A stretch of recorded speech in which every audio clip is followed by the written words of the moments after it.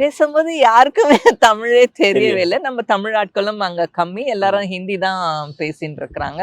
Coaches கிட்ட நம்ம என்ன கம்யூனிகேட் பண்றோம் அப்படின்ட்டு அவங்களுக்கு புரியல. அவங்க கம்யூனிகேட் பண்றது நமக்கு புரியல. அத தாண்டி அவங்க அவங்களோட ரேஷியோ ஜாஸ்தி இருக்கிறதுனால நம்ம ஏதோ ஒரு ஆட் நம்பரா அங்க உள்ள இருக்கிற மாதிரி இருக்கு. அத நெறைய அத்லெட்ஸ் அத ஃபீல் பண்ணியிருக்கிறாங்க. நார்த் டாமினேஷன்ங்கிறது இன்னுமே ஆனா நடந்துட்டு தான் இருக்கு. ஆ டுவர்ட்ஸ் சவுத் இந்தியன்ஸ்.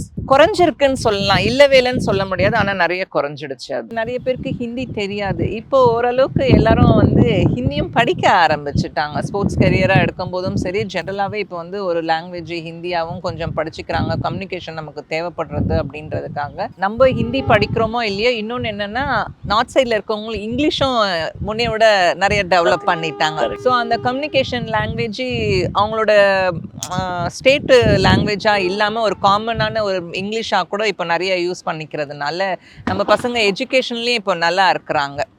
ஜென்ரலா ஸ்போர்ட்ஸ் பர்சன் முன்னாடிலாம் படிப்பு வராதவங்க தான் ஸ்போர்ட்ஸ்குள்ளே வந்திருப்பாங்க. அந்த மாதிரி தான் ஒரு கான்செப்ட் இருந்துச்சு. இப்போ நல்லா படிக்கவும் செய்றாங்க, ஸ்போர்ட்ஸும் பண்றாங்க. அதனால அந்த கம்யூனிகேஷன் ஓரளவுக்கு இப்போ ஸ்மூத்தா தான் இருக்கு. பட் எல்லா ஃபெடரேஷனும் டெல்லியில தான் இருக்கு. அவங்க டிசைட் பண்றது தான் எல்லா இடத்துலயும் நடக்குது.